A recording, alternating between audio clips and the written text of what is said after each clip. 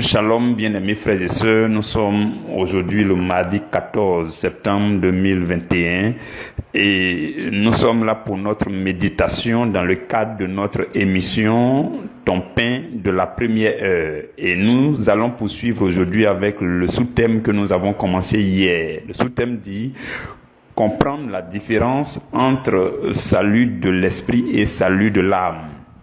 Donc, nous avons commencé à parler de ce sous-thème hier, nous allons poursuivre aujourd'hui. Je voudrais qu'ensemble nous puissions recommander ce temps à la grâce du Seigneur. Dieu de bonté et d'amour, Dieu saint, Dieu éternel, Dieu fidèle, merci pour ton amour dans nos vies, merci pour tes grâces, merci pour ta présence, merci pour ton soutien. Merci Seigneur pour ce jour, merci pour ce temps de méditation. Nous te prions par le nom du Seigneur Jésus de nous accorder la grâce de ta présence, la grâce de la présence du Saint-Esprit pour conduire ce moment. Seigneur, viens et sois pleinement présent à travers ce temps de méditation. Affermis chacun de nous, enrichis-nous davantage. Nous te le demandons au nom de Jésus. Amen. Donc, frères et sœurs, hier nous avons commencé avec ce sous-thème. Nous avons parlé du salut de l'esprit. Nous avons vu que Dieu ayant créé l'être humain à son image et selon sa ressemblance, l'image de Dieu se trouve dans l'âme des hommes. Et l'image de Dieu se trouve aussi dans l'esprit de l'homme. Et c'est ce qui fait justement la différence avec les animaux qui ont un souffle, qui ont un sang, qui ont un corps. Et nous avons vu par la suite que l'homme, en acceptant Jésus, il reçoit la présence de l'esprit. Et toute chose est purifiée dans son environnement spirituel, de telle sorte qu'il reçoit le salut dans son esprit. On parle de salut de l'esprit. Et à partir de ce moment, l'esprit de l'homme va communier régulièrement avec le Saint-Esprit pour aider l'âme à préserver et à conserver son salut. Parce que dès que vous naissez de nouveau, vous acceptez Jésus, automatiquement vos anciens péchés ont été effacés et vous avez et le salut de l'esprit et le salut de l'âme. Mais comme nous vivons encore sur la terre, il nous arrive de commettre encore des péchés. Et si nous commettons des péchés qui ne sont pas confessés, c'est ce qui dégrade l'âme. Donc il convient de travailler continuellement. Et nous avons dit aussi qu'il est possible de perdre le salut de l'esprit. En quoi faisant? En rejetant le Seigneur, en tombant dans l'apostasie, en blasphémant. En le faisant, on perd le salut de l'esprit. On éteint le Saint-Esprit et on est dépourvu de la présence de Dieu. Et nous avons aussi dit qu'il est possible de perdre le salut de son âme. En quoi faisant? En commettant volontairement et en accumulant des péchés non confessés. Vous comprenez? Donc, lorsque quelqu'un accumule, il accumule volontairement des péchés non confessés, cela dégrade, cela souille son âme et il risque de perdre le salut de son âme. Ce sont ces choses que nous avons vues hier. Suivons encore très bien aujourd'hui parce que nous allons clôturer ce sous-thème. Je vais faire l'effort d'aller pas à pas encore avec le Seigneur pour que ça soit aisé pour nous tous. Parce que, comme je l'ai dit hier, ce sont des questions très profondes. Les questions qui touchent l'âme, l'esprit, le salut, ce sont des sujets profonds qu'il convient de méditer avec beaucoup de calme dans la présence du Seigneur. Lisons dans 2 Timothée 2 au verset 12. La Bible dit, « Si nous persévérons, nous régnerons aussi avec lui. Si nous le renions, lui aussi nous reniera. Il s'agit de la relation entre l'homme et son Dieu. Mes frères, mes sœurs, aujourd'hui nous allons aborder les questions de salut de l'esprit et de salut de l'âme, mais en termes de destination finale après la mort. La destination finale de l'esprit et de l'âme après la mort. Le salut après la mort. C'est dans ce sens que nous allons évoluer aujourd'hui pour clôturer le sous-thème. Donc, après la mort, le corps se sépare de l'âme et de l'esprit. Et que se passe par la suite? C'est ce que nous allons voir aujourd'hui. Et je voudrais qu'ensemble nous puissions considérer deux grandes périodes de l'humanité. La période qui part des temps les plus anciens jusqu'à la mort de Jésus, et la période qui part de la résurrection de Jésus jusqu'à aujourd'hui. Donc, durant la première période, en fait, c'est ceux qui sont morts. Ceux qui sont morts depuis les temps les plus anciens, depuis Adam et Ève, jusqu'à la mort et la résurrection de Christ. Ceux-là. Comment est-ce que leurs âmes, où étaient partis leurs âmes, leur esprit, comment ça s'est passé après leur mort? C'est ce que nous allons voir d'abord. Et ensuite, nous allons voir ceux qui sont morts, ou alors ceux qui meurent depuis la résurrection de Christ jusqu'à aujourd'hui. Quelle est la destination finale de leur âme et de leur esprit? C'est ce que nous allons voir aujourd'hui. Donc, lorsque nous considérons la première grande période qui part des temps les plus anciens jusqu'à la mort et la résurrection de Christ, nous verrons que d'abord, il n'y avait que 3 personnes qui étaient au ciel avec leur corps. 3 personnes. Vous lisez depuis l'Ancien Testament, vous verrez que la première personne qui est entrée directement au ciel avec son corps, c'est Enoch.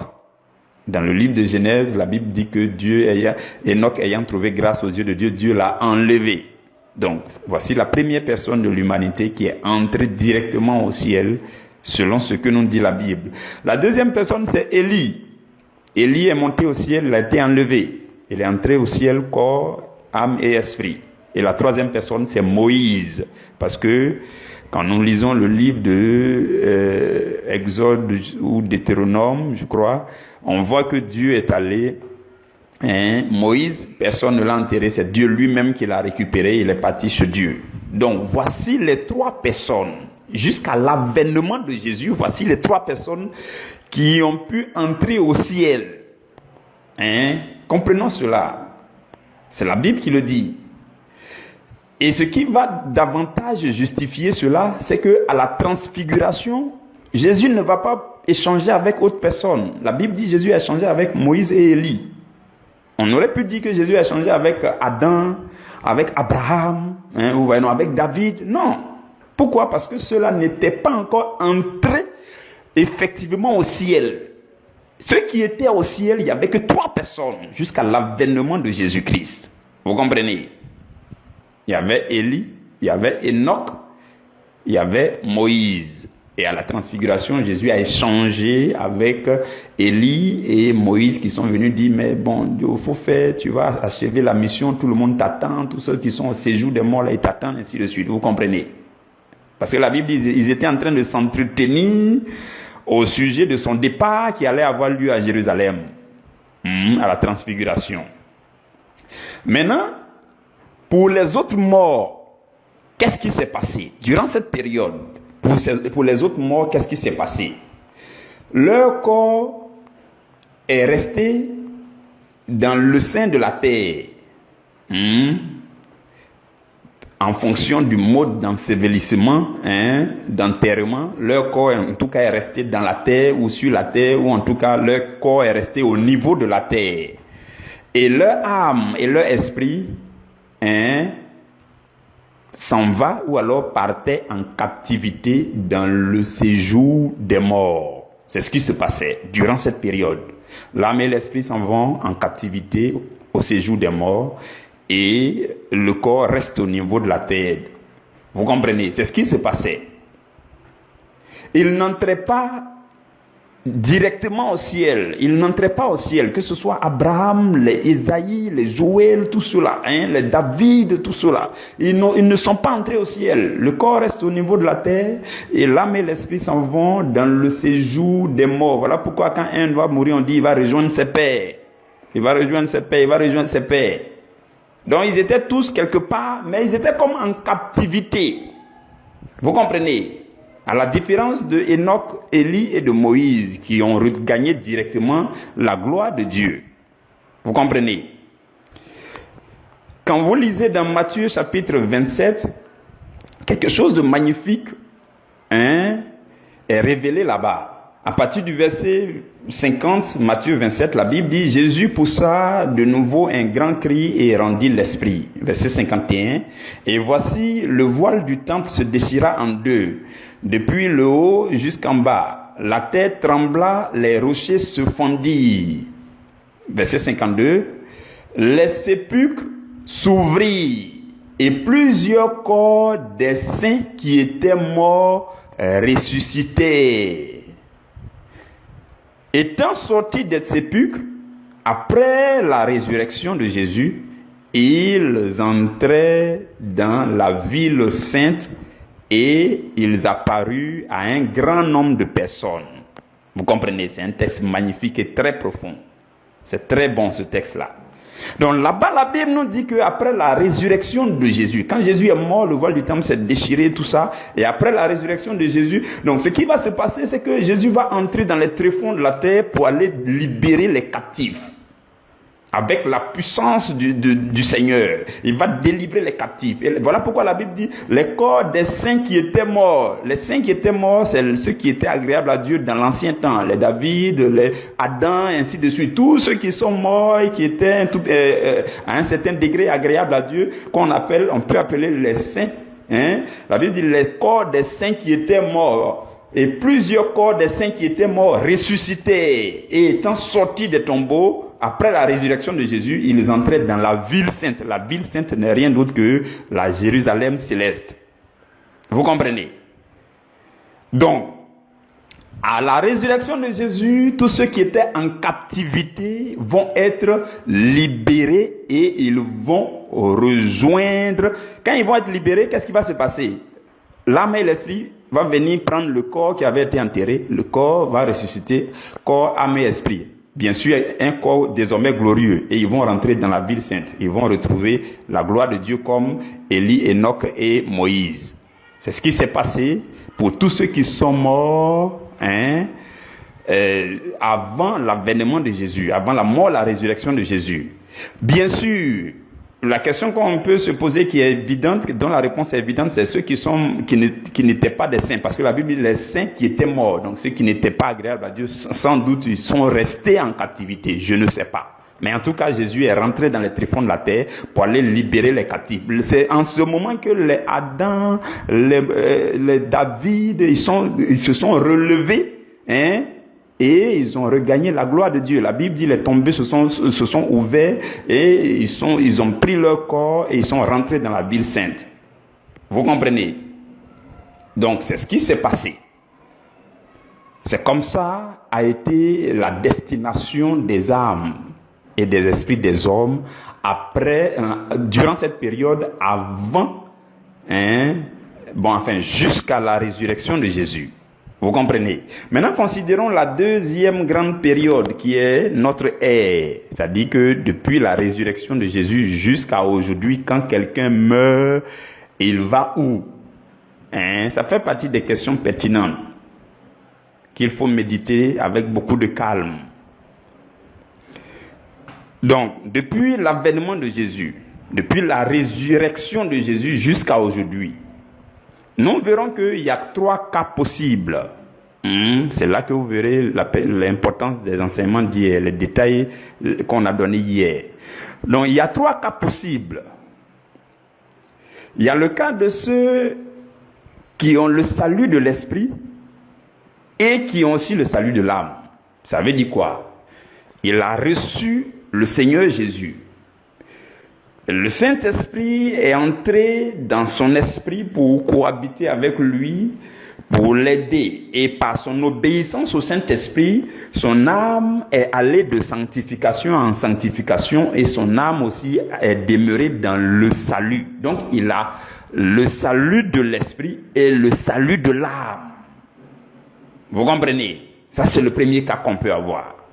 Des gens qui meurent et ils ont le salut de l'esprit et ils ont le salut de l'âme. Leur âme a été sanctifiée à un certain degré. On ne sait pas, c'est le Seigneur qui apprécie. Mais en tout cas, aux yeux du Seigneur, leur âme a le salut. Leur esprit aussi ayant reçu le Seigneur. Ça, c'est le premier cas. Évidemment, la réponse est que ceux-là, quand ils meurent, ils vont au ciel.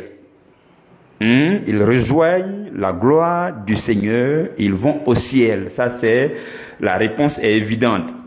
Donc, ceux qui meurent ayant le salut de l'esprit et le salut de l'âme, ceux-là vont au ciel. La réponse est évidente. Ça, c'est le premier cas. Le deuxième cas, c'est ceux qui n'ont ni le salut de l'esprit, ni le salut de l'âme. Ceux qui n'ont ni le salut de l'esprit, ni le salut de l'âme. La réponse aussi est évidente dans ce cas. Puisqu'ils ont rejeté le Fils de Dieu, la Bible dit, afin que quiconque croit en lui ne périsse point. Donc si quelqu'un ne l'a pas reçu, quelqu'un n'a pas cru en lui, qu'est-ce qui se passe? Il s'en va périr, tout simplement.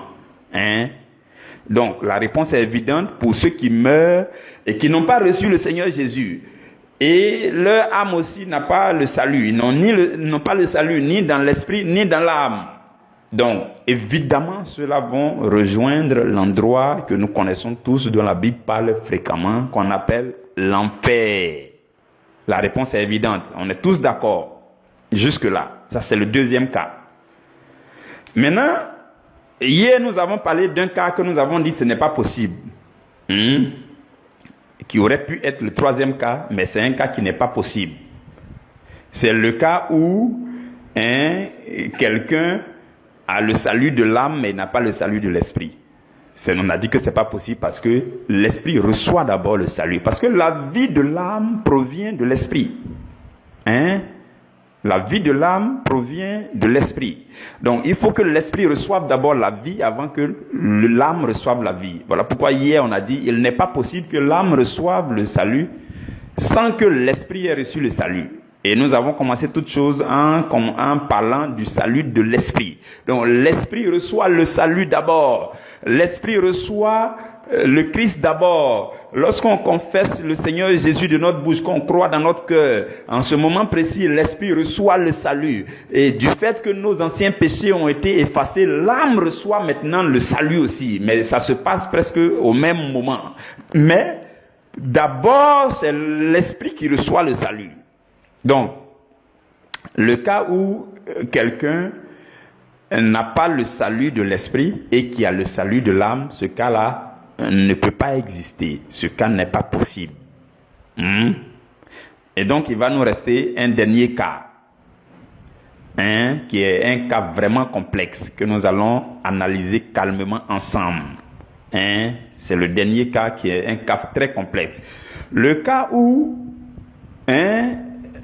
des gens meurent ayant le salut de l'esprit, mais ils ont perdu le salut de l'âme. Nous allons analyser ce cas. C'est le cas le plus complexe, le cas qui fait couler beaucoup d'encre. Ça veut dire quoi? La personne a reçu le Seigneur Jésus. La personne a le salut de l'esprit, dans son esprit. Et malgré la grâce, malgré la grâce de Dieu, ses péchés, le nombre de ses péchés, ne permettent pas à son âme d'entrer directement dans la gloire du Seigneur. Que se passe-t-il pour lui? Que se passe-t-il dans ce cas? Son esprit a le salut, mais il a perdu le salut de son âme, malgré la grâce de Dieu. Et en fait, c'est comme si son âme est tellement souillée qu'il ne peut pas accéder immédiatement à la sainte présence de Dieu. Donc, à sa mort, là, ça dit qu'il meurt aujourd'hui. Et quand il meurt, en mourant, il a le salut de l'esprit. Ça veut dire quoi? Il a accepté Jésus. Il croit en Jésus. Mais il n'a pas pu s'empêcher de pécher. Il croit en Jésus, mais la seule chose qu'il n'avait jamais fait, c'est rejeter Jésus, renier Jésus avec la bouche. C'est ça qu'il n'a jamais fait. Quand il se retrouve seul, il croit en Jésus, il sait que vraiment il croit en Jésus. Jésus est encore son Seigneur et son Sauveur. Mais il a tellement péché que son âme ne mérite pas d'entrer dans la gloire de Dieu. Son âme est tellement souillée. Donc dans ce cas, on dit la personne a le salut de l'esprit et la personne n'a pas le salut de l'âme. Ou alors la personne a perdu le salut de l'âme. Puisqu'on a dit dès le départ, dès que l'esprit reçoit le salut, les péchés ayant été effacés, les anciens péchés ayant été effacés, l'âme reçoit aussi le salut. Mais avec le temps, comme il a repéché, il a péché à nouveau, il a commis plein d'autres péchés qu'il n'a pas confessés, son âme est dégradée. La seule chose qu'il n'a pas pu faire, c'est qu'il n'a pas détourné son cœur. Son cœur est resté dans le Seigneur, il aime le Seigneur, il croit au Seigneur, c'est tout ce qu'il a pu faire. Il prie au minimum. Donc, le salut est resté dans son esprit, mais son âme est tellement dégradée et souillée que son âme a perdu le salut. Donc son âme n'est pas digne d'entrer immédiatement et directement dans la gloire de Dieu au ciel. Dans ce cas, il va où? Vous comprenez? J'essaie de bien expliquer le cas pour que nous puissions aller ensemble. Donc, je reprends tous les cas. Le premier cas, c'est ceux qui ont le salut de l'esprit et qui ont aussi le salut de l'âme. Ils sont dignes de rentrer dans la gloire de Dieu, ils vont au ciel, sans discussion. Le deuxième cas, c'est ceux qui n'ont ni le salut de l'esprit, qui n'ont ni le salut de l'âme. La réponse est aussi évidente, quand ils meurent, ils s'en vont en enfer. Le dernier cas, le plus complexe, c'est ceux qui meurent et juste avant leur mort, ils continuaient de confesser le Seigneur Jésus dans leur esprit. Ils n'ont jamais rejeté Jésus. Où on dit blasphémer publiquement, tomber dans l'apostasie publiquement, il n'a jamais fait ça. Mais quand tu regardes ses péchés, c'est une montagne. De telle sorte que son âme est dégradée jusqu'à perdre le salut. Donc, il a le salut de l'esprit, mais il n'a pas le salut de l'âme. Et il meurt avec. Il va où? Vous comprenez? Vous avez compris le cas. Donc, j'ai essayé d'expliquer le cas pour qu'on puisse aller ensemble. Donc, sur ce genre de cas, si nous voulons nous prononcer, vous verrez que c'est sur ce cas que les opinions divergent d'une confession chrétienne à une autre. Mais suivons ensemble, nous allons traiter. Nous aurons tort, si nous voulons nous prononcer, nous aurons tort si nous disons que ceux-là, ils iront en enfer. On aura tort. Pourquoi? Parce que ils ont au moins le salut de l'esprit. Quelqu'un qui a la vie éternelle dans son esprit ne peut pas aller en enfer. Donc si on dit qu'ils vont en enfer, sachant que l'âme et l'esprit sont indissociables, parce qu'il faut que ça forme une personne. Au finish, chacun, âme, esprit et corps, va se retrouver soit en enfer, soit au ciel. Au finish, c'est comme ça la chose sera. Donc, on a tort si on dit que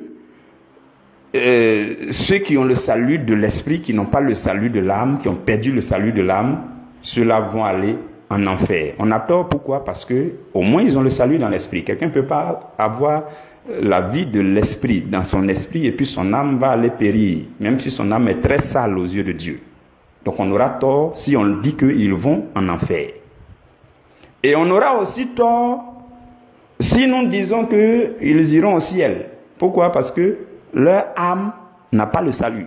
Leur âme n'est pas digne de rentrer directement, immédiatement là-bas dans la gloire de Dieu. Donc, quelqu'un qui dit qu'ils iront directement au ciel, il a tort aussi. Pourquoi? Parce que bien qu'ils aient le salut dans l'esprit, ils ont perdu le salut de l'âme. Donc, ce n'est pas correct de dire qu'ils iront au ciel. Parce que l'âme l'état de leur âme ne mérite pas de rentrer directement tout de suite dans la gloire de Dieu. Vous me suivez? Donc, ceux de cette catégorie-là, qu'est-ce qu'on va dire? Ils ne sont ni au ciel, ni en enfer. Et c'est là que justement ça diverge. Quand vous prenez les protestants, dans le milieu des protestants, ils vont vous dire quand quelqu'un meurt après la mort, soit il va en enfer, soit il va au ciel. Ça c'est les protestants, ils sont catégoriques, ils sont très rigoureux, très fermes. Quelqu'un meurt, peu importe les cas que vous voulez citer, il va en enfer ou alors il va au ciel. Mais là nous faisons face à un cas compliqué. Ou si on dit qu'ils vont au ciel, on a tort. Pourquoi? Parce qu'ils ont perdu le salut de l'âme. Leur âme est dégradée. Leur âme n'est pas digne tout de suite de rentrer dans la sainte présence de Dieu. Mais le milieu des protestants évangéliques, ils vont vous dire, mon cher, que tu le veuilles ou non, peu importe tes considérations, soit ils vont aller en enfer ou bien ils vont aller au ciel. Mais sur leur compte, tout à l'heure, sur le troisième cas là, on a tort en disant ça. Et quand vous prenez le point de vue des catholiques, les catholiques vont vous parler de la doctrine du purgatoire pour dire que il y a un endroit qui n'est ni le ciel, ni l'enfer, où se retrouve cette catégorie de personnes. Vous comprenez? La doctrine du purgatoire, elle est biblique. Elle est vraiment biblique. Elle est fondée. Je vous le dis, je ne suis pas en train de mettre les catholiques à l'aise, mais lorsqu'on médite dans le Seigneur avec le Saint-Esprit, on se rend compte que c'est correct. C'est correct.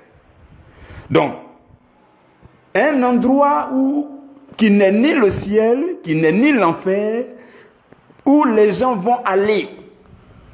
Ayant le salut dans l'esprit, ils se retrouvent là-bas. Et peut-être qu'un jour, ils vont parvenir au ciel. Ou alors, peut-être qu'un jour, ils vont parvenir en enfer. Bon, je ne suis pas sûr. Parce que, en général, après la mort, le regret devient tellement plus fort que si on te ramenait en vie sur la terre, toi-même, tu allais évangéliser tout le monde. Donc, le regret est tellement fort que, une fois qu'on meurt, on ne désire que d'être de plus en plus proche du Seigneur. Donc, si quelqu'un se retrouve dans un endroit qui n'est ni le ciel, ni l'enfer, son seul désir sera d'entrer dans la gloire de Dieu. Et donc, ce n'est pas évident qu'il prenne du recul. Non. Lisons ensemble 3 passages bibliques qui vont nous aider. 1 Thessaloniciens 4, versets 15 à 17. La Bible dit, voici en effet ce que nous vous déclarons, d'après la parole du Seigneur. Nous les vivants, restés pour l'avènement du Seigneur, nous ne dévancerons pas ceux qui sont morts. Suivez très bien ces passages-là. Le verset 16 dit, car le Seigneur lui-même a un signal donné, à la voix d'un archange et au son de la trompette de Dieu descendra du ciel et les morts en Christ ressusciteront premièrement. Vous comprenez? Tout à l'heure, on va lire un texte qui va bien nous parler de la première résurrection. Et là, ce texte de 1 Thessaloniciens, l'apôtre Paul dit, les morts en Christ ressusciteront premièrement. Première résurrection. Verset 17 dit, ensuite nous les vivants qui seront restés, nous serons tous ensemble enlevés avec eux sur les nuées à la rencontre du Seigneur dans les airs, et ainsi nous serons toujours avec le Seigneur. Parole du Seigneur, nous rendons grâce à Dieu. Ce texte dit quoi? Ce texte dit que à la trompette, à la dernière trompette, au son de la dernière trompette, il y aura une première résurrection. Et la Bible dit, les morts en Christ. Quand on dit morts en Christ, là, ça veut dire ceux qui ont au moins le salut de l'esprit. C'est-à-dire les morts en Christ. Au moins son esprit était en Christ quand il mourait. Ou bien son âme était en Christ quand il mourait. Ou bien son esprit, son âme était en Christ quand il mourait. Vous comprenez? C'est ça qu'on appelle les morts en Christ. Vous êtes d'accord avec moi sur ce point? La Bible dit les morts en Christ ressusciteront premièrement. Mort en Christ, ça veut dire quelqu'un, soit son esprit était en Christ quand il mourait, même si peut-être son âme avait perdu le salut, comme le cas qu'on vient d'énoncer, mais au moins son esprit était en Christ quand il meurt.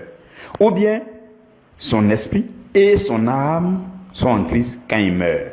C'est ça qu'on appelle le mort en Christ. Au moins quelque chose est en Christ quand il meurt. Que ce soit l'un, que ce soit les deux, que ce soit l'esprit, que ce soit les deux. Vous comprenez? Les morts en Christ feront quoi? Ils ressusciteront premièrement. Lisons 1 Corinthiens 15, versets 51-52. La Bible dit, voici, je vous dis un mystère. Nous ne mourrons pas tous, mais tous nous serons changés. En un instant, en un clin d'œil, à la dernière trompette, la trompette sonnera et les morts ressusciteront incorruptibles et nous serons changés. Parole du Seigneur. Vous voyez, c'est magnifique, hein? Les deux textes parlent presque de la même chose. Les morts vont ressusciter au son de la dernière trompette, mais ils vont ressusciter incorruptibles. Pourquoi? Parce que, en fait, c'est comme si tous ceux qui meurent présentement, leur âme et esprit, leur âme et leur esprit sont quelque part sans leur corps. Bon, si c'est au purgatoire, si c'est au ciel, en tout cas, on ne sait pas, mais c'est sans leur corps. Donc les morts en Christ, présentement, sont sans corps, là où ils sont, que ce soit au ciel, que ce soit au purgatoire, la terre ayant retenu leur corps. Maintenant, au son de la dernière trompette, qu'est-ce qui va se passer? Ils vont venir, ou du moins certains d'entre eux, tout à l'heure on va voir pourquoi, ils vont venir pour reprendre leur corps. Et cette fois-ci, le Seigneur va donner un autre éclat à leur corps, ça sera un corps glorieux. Voilà pourquoi la Bible dit, ils ressusciteront incorruptibles. Donc le corps est présentement au niveau de la terre. Dans le sein de la terre, l'âme et l'esprit sont soit au purgatoire, dans un espace neutre, à cause du fait que l'âme n'a pas le salut et que c'est l'esprit seulement qui a le salut et qu'on ne peut pas t'envoyer ni en enfer ni au ciel directement, donc tu es dans un espace neutre. Ou bien, l'esprit et l'âme sont directement chez le Seigneur parce que l'âme et l'esprit ayant pleinement le salut. Mais au son de la trompette, la Bible dit que ceux qui sont morts en Christ là, mort en Christ, tout à l'heure on a dit, mort en Christ, ça veut dire au moins il est mort avec le salut dans l'esprit, ou bien le salut dans l'esprit et dans l'âme. Donc ils reviendront et ressusciteront. Et quand ils viennent, ils prennent leur corps, Dieu leur donne un corps glorieux. Le corps qui était resté sur la terre là, ils reprennent ça, mais ça devient un corps glorieux. Vous comprenez? Et c'est au son de la trompette. Et maintenant, nous, ceux qui seront vivants en ce moment-là, si toi et moi nous sommes encore vivants, même si nous sommes partis, je ne sais pas, mais ceux qui seront encore vivants en ce moment, ceux-là, leur corps sera changé. Voilà pourquoi il a dit, nous serons changés. Parce que tout le monde va recevoir un corps glorieux. Ça, c'est à la trompette. Vous comprenez? Lisons dans Apocalypse chapitre 20. Permettez qu'aujourd'hui, là, on aille au-delà du temps aussi encore. Apocalypse 20, verset 4 jusqu'au verset 6. C'est un texte magnifique aussi. Je vous conseille de lire tout le chapitre par la suite. La Bible dit, et je vis des trônes, et à ceux qui s'y assirent fut donné le pouvoir de juger.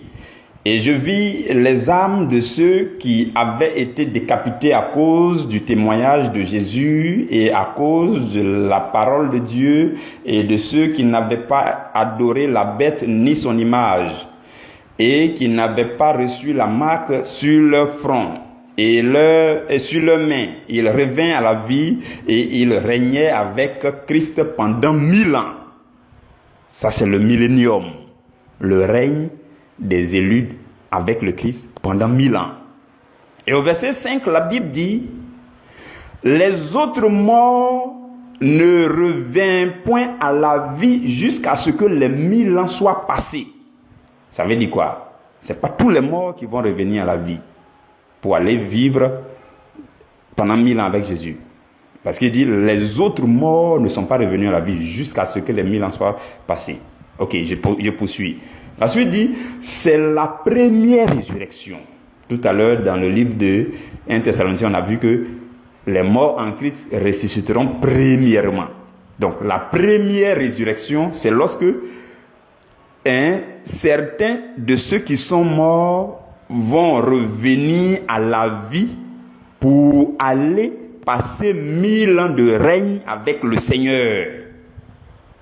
Donc leur retour à la vie, en venant prendre leur corps, et puis leur corps devient glorieux pour aller avec le Seigneur pendant 1000 ans, c'est ça qu'on appelle la première résurrection. Et le verset 6 dit quoi? Heureux et saints ceux qui ont part à la première résurrection. La seconde mort n'a point de pouvoir sur eux. Vous comprenez? Cela veut dire quoi? La Bible parle aussi de seconde mort. Et quand vous lirez la suite, la Bible dit la seconde mort, c'est l'étang de feu. C'est la mort définitive après le dernier jugement, le jugement final. Si vous lisez la suite, vous allez voir qu'on dit, après il dit non, il a vu des livres, tous les autres morts. C'est-à-dire que ceux qui ne sont pas ressuscités à la première résurrection là, il y aura une deuxième résurrection où tous ceux qui sont morts et qui doivent passer au jugement vont se réveiller. Quand ils vont se réveiller, ils vont d'abord passer par le jugement et alors on va décider qui va aller dans l'étang de feu. C'est ça qui est la seconde mort. Et puis qui va aller au ciel. Vous comprenez?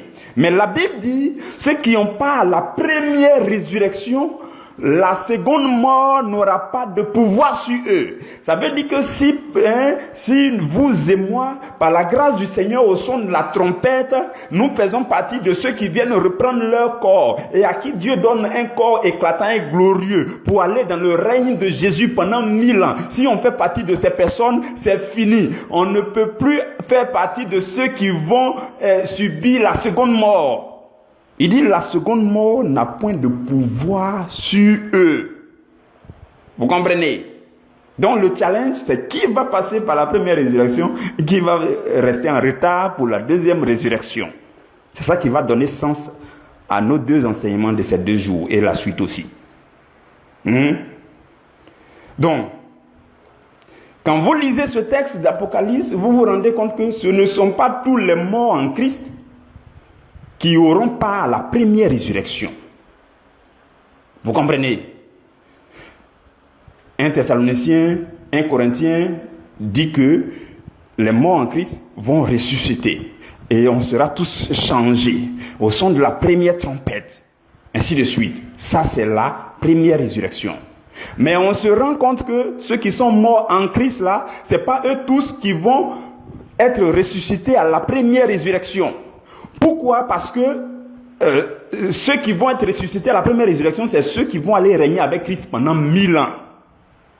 Et ce n'est pas n'importe qui. C'est certainement, et là où je rejoins le point de vue du purgatoire, c'est certainement ceux qui ont pleinement le salut, qui sont morts avec le salut de l'esprit et le salut de l'âme. C'est ceux-là qui seront qualifiés pour la première résurrection. Et vont aller régner avec Christ pendant 1000 ans. Et la seconde mort n'aura plus de pouvoir sur eux. Maintenant, ceux qui n'ont pas achevé leur salut pendant qu'ils étaient sur la terre, ils n'avaient pas pleinement le salut, mais ils avaient seulement le salut dans leur esprit, mais ils avaient perdu le salut de l'âme, étant allés dans un espace neutre que les catholiques appellent purgatoire. Eux, ils ne vont pas faire partie de ceux qui vont être ressuscités premièrement. Ils vont attendre la seconde résurrection. Parce que c'est après la seconde résurrection qu'ils vont aller au jugement dernier. Vous comprenez? Donc, ce n'est pas tout le monde qui sont morts en Christ là qui vont ressusciter à la première résurrection.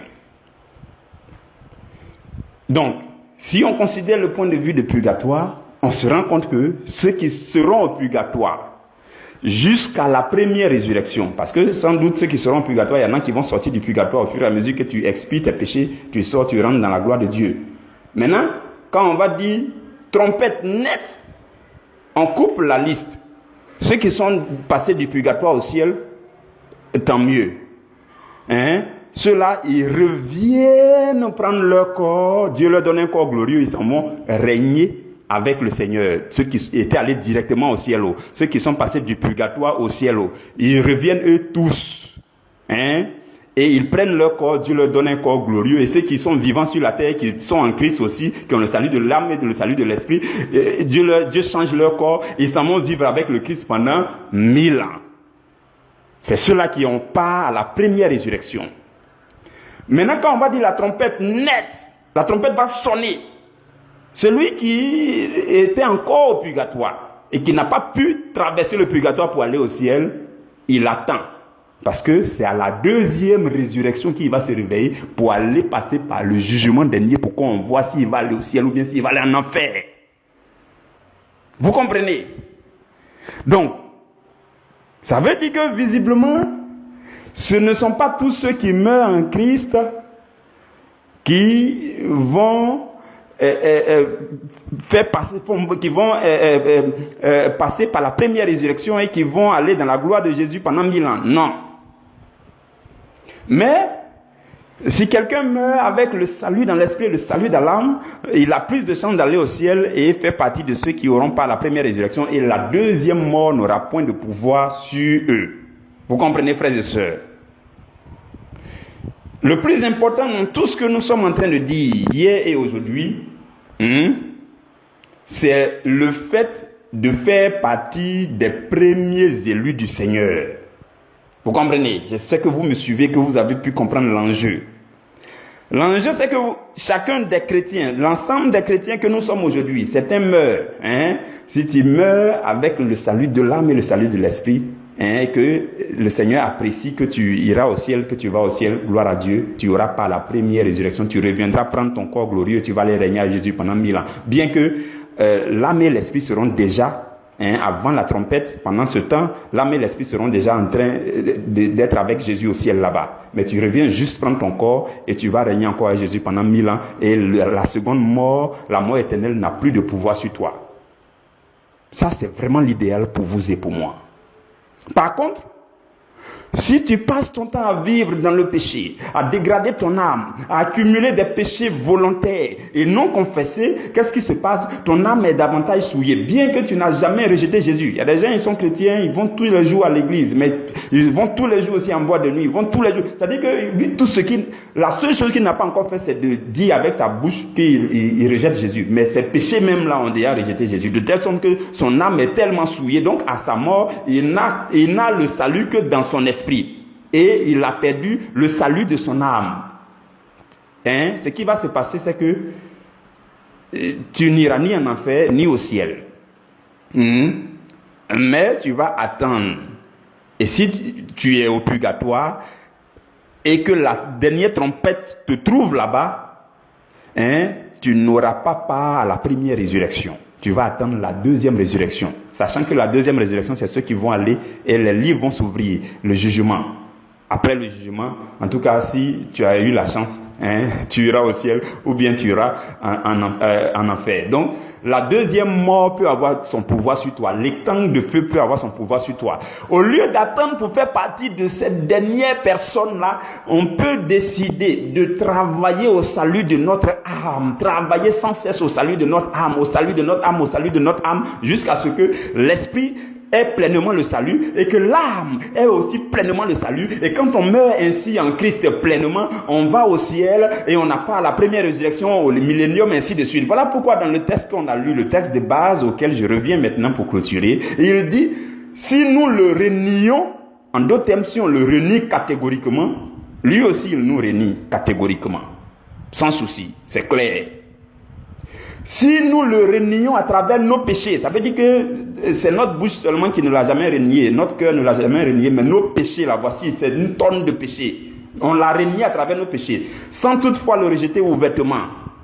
Qu'est-ce qui se passe aussi? Il va nous renier aussi en nous faisant passer par un lieu de transit, un certain purgatoire, avant que nous parvenions au ciel. Et il nous refusera la première résurrection, le millénium.